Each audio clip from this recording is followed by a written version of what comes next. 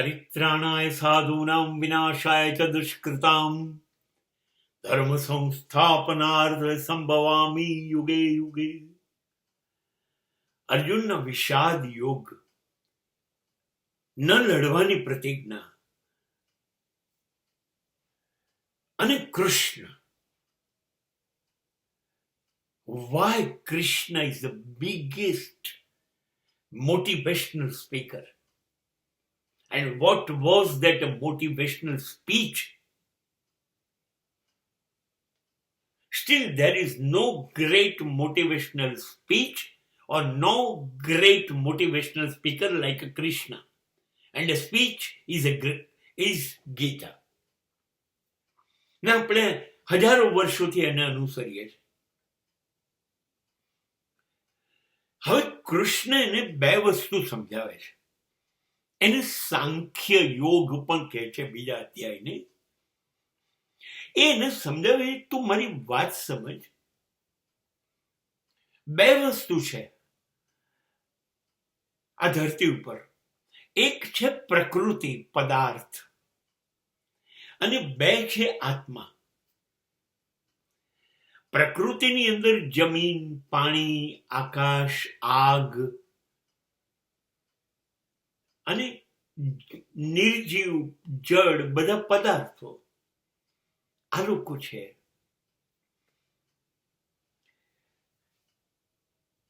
અને બીજું જે તત્વ છે એ છે આપણી અંદર રહેલું આત્મા. હવે જે વસ્તુની મેં તને પ્રકૃતિની વાત કરી એની અંદર આપણે આવી જઈએ છીએ. એની અંદર આપણું શરીર આવે છે, અને આપણું શરીર છે ને એ આ 5 તત્વથી જ બનેલું છે. અને આ 5 આગ, આકાશ, પાણી, જમીન, આ 5 તત્વો સાથે આપણું મન એનાથી બન્યું છે. અર્જુન, સમય જશે એમ આ 5 તત્વોની શક્તિ ખૂટી જશે. એટલે જેને આપણે શરીર કહીએ છીએ, જેને મન આખું જીવન દોડાવે છે, એ શરીર ખતમ થઈ જશે. અને ખતમ થવાનું નામ મૃત્યુ છે. એટલે એ શરીર જમીનમાં દાટી દેવામાં અથવા અગ્નિ સંસ્કાર કરી દેવામાં આવશે. શરીરનો નાશ થઈ જશે. શરીરના નાશની સાથે જ આત્મા એ જતો રહેશે. આ જતા રહેવાની ક્રિયા અને શરીરનો નાશ એ અર્જુન, એ મૃત્યુ છે. અને આવું લાખો વખત બન્યું છે બધા સાથે, તારી સાથે અને મારી સાથે પણ. આ પહેલા આપણે પણ અનેક વાર જન્મ્યા હતા અને અનેક વાર મૃત્યુ પામ્યા છે. આપણે અનેક જૂના શરીરો ફેંકી દીધા છે ને દર વખતે નવું શરીર લીધું છે. કેમ કે આપણી ઈચ્છાઓ બાકી છે, આપણી વાસનાઓ બાકી છે. એને પૂરી કરવા આપણે દર વખતે આવવું પડે છે. એટલે આત્મા ફરી ફરી આવે. હવે જન્મ પણ થશે, મૃત્યુ પણ થશે, ફરી પુનર્જન્મ પણ થશે. જ્યાં સુધી ઈચ્છાઓ હશે ત્યાં સુધી આ ચક્ર ચાલ્યા જ કરશે. તો એનો મતલબ તો અર્જુન એ થયો કે કોઈ પણ શરીરે મૃત્યુ પામવાનું છે, અને આ બધા પહેલા પામેલા છે. આ લોકો વારંવાર જીવતા પણ થયા છે. એ વખતે પણ એ લોકો હતા, અત્યારે પણ છે, ભવિષ્યમાં પણ હશે. પણ આ લોકોની યાદ શક્તિ નથી, એટલે એમને પાછળની કોઈ વાત કે ભવિષ્યનું કશું યાદ નથી. મેં તો આ બધાને હજારો વખત મરતા ને જન્મતા જોયા છે. તને યાદ નથી એટલે તને એવું લાગે છે. તું પહેલી વાર જુએ છે એવું લાગે છે. અર્જુન, આ બધા તો મરેલા છે. તું તારું કર્મ કર. તારું કર્મ શું છે? યુદ્ધ. કેમ? અન્યાય સામે, અધર્મ સામે. તારે બદલો નથી લેવાનો અર્જુન. તારે તો સમાજના કલ્યાણ માટે અન્યાયને અધર્મને દૂર કરવાનું છે.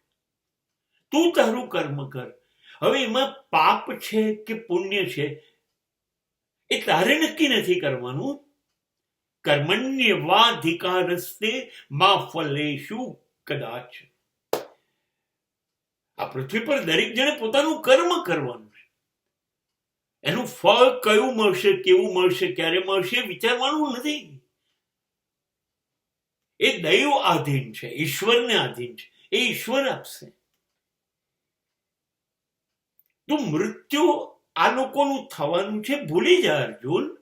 તારા દ્વારા ચલ માની પણ લઈએ તું યુદ્ધ નહીં કરે, તું આ લોકોને નહીં મારે, તો અર્જુન એવું શક્ય બનશે કે આ લોકો નહીં મરે?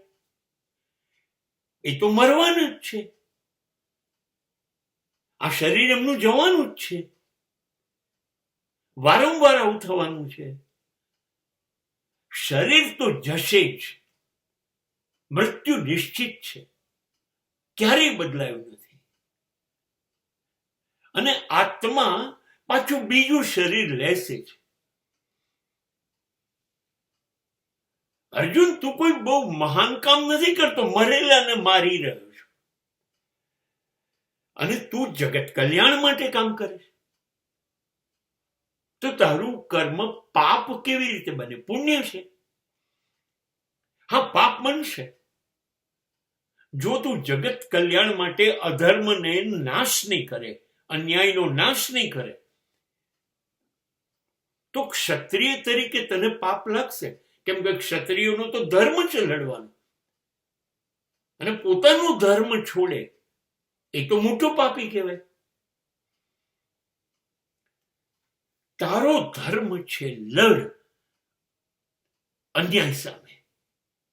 શું થશે એનાથી સામેવાળાનું કે તારું, એ તારે વિચારવાનું નથી. એ ઈશ્વર વિચારશે. તું કર્મ કર, ફળનો ત્યાગ કર. લડવા માટે ઉભો થા અર્જુન. ગાંડીવ હાથમાં લઈને ટંકાર કર અને અન્યાયનો નાશ કર. એ તારો ધર્મ છે, તારો ધર્મ બજાવ.